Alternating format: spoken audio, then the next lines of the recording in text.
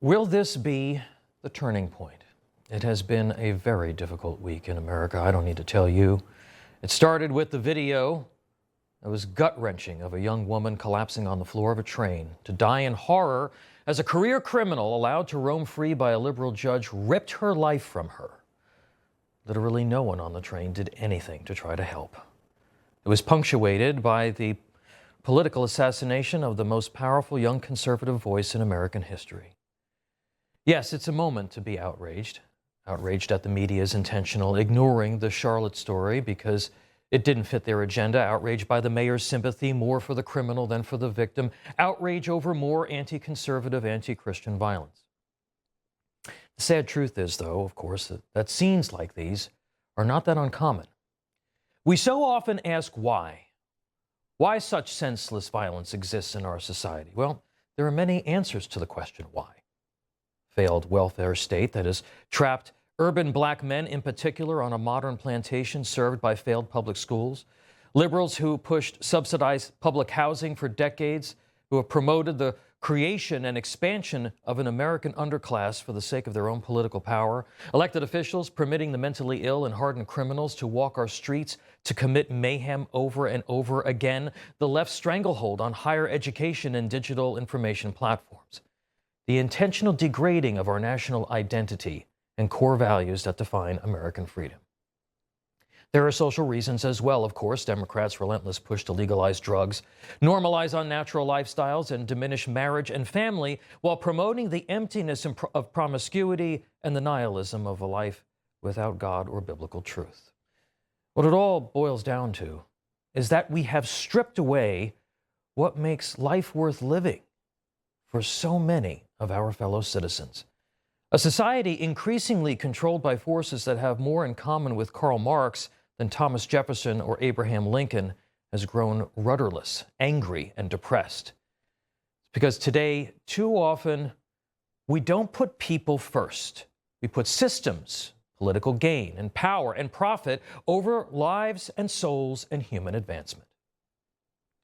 What we are witnessing is no accident. It is the result of extreme capitalism, of which big tech and higher education are a part, combined with extreme government intervention that is degrading human dignity. Extreme expressions of power corrupt souls and destroy lives. The corrosion isn't just the young black men who believe that they have nothing to live for, or the trans kid who lives in his own reality.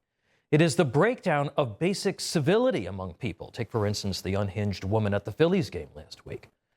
C.S. Lewis saw this coming as real communism and fascism advanced in the 1940s. He wrote in the Screw Tape Letters, and you should check those out, quote, "Make sure to keep the patient in a constant state of angst, frustration, and general disdain toward the rest of the human race to avoid any kind of charity or inner peace from further developing." We are the patient, folks. Our founders, who created a constitution for a moral and religious people who believed in the principle that you should love your neighbor as yourself, understood that we are covenanted not with business or political parties and government systems first, but to God and his people. John Paul II said, "When the sense of God is lost, the sense of man is also threatened and poisoned. Man thinks that he may do as he will with his life and the lives of others. History attests that without God, violence and oppression soon arise." We're not treating our nation like it is a nation of people anymore, but a nation of faceless, nameless, soulless machines. We were creating a more perfect union. Then came the march through the institutions, the explosion of the welfare state, explosion of federal power, the so-called sexual revolution, abortion of humans on a mass scale, the castrating of children as human rights. What has followed is the slow hollowing out of the soul of our society. We have diminished the human experience and its indelible connection to both biblical truth and the character of this nation. We have made ourselves so shallow as a people that it now will be very easy for us to be replaced by artificial people. You think things are going to get better with AI? Columnist Matthew Continetti wrote for the Free Press this week, quote, "Anarchy has been loosed on the American left. Every year brings forth downwardly mobile graduates with debt, no prospects, a sense of entitlement, and mounds of resentment. Combine radical individualism with a culture without restraints, and you have the equivalent of a Molotov cocktail. Look at what social media did to the nation. Look at the harm caused by big tech through those platforms to young people in the national discourse. Now replace tens of millions of jobs with androids and server farms. See what happens to the human experience then. When unbridled technology and unbridled government power overtake the place of the divine and therefore the dignity of the human person, the very structure of our society is undermined. The rule of law, basic morality, we become numb to violence and death and the impact of our own actions on others.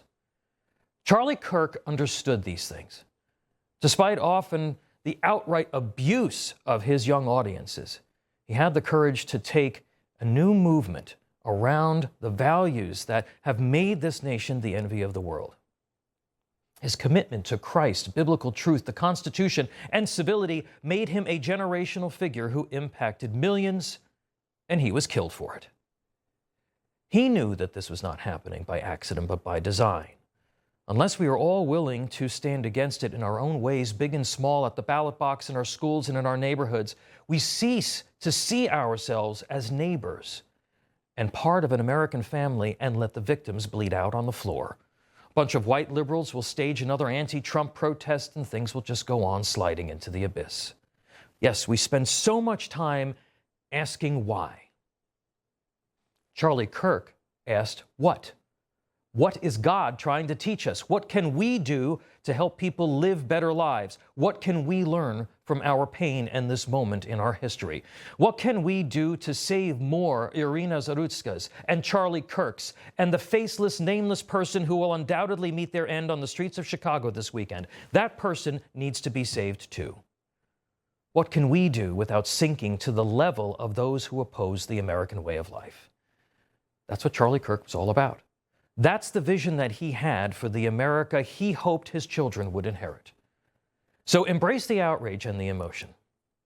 If you're shocked and you're moved, that means that you should also be willing to be a part of restoring America in your home and in your street, in your school and in your community. Will this be a turning point? I'm not sure. I am afraid that there will be an unknown continued human cost before we turn a corner.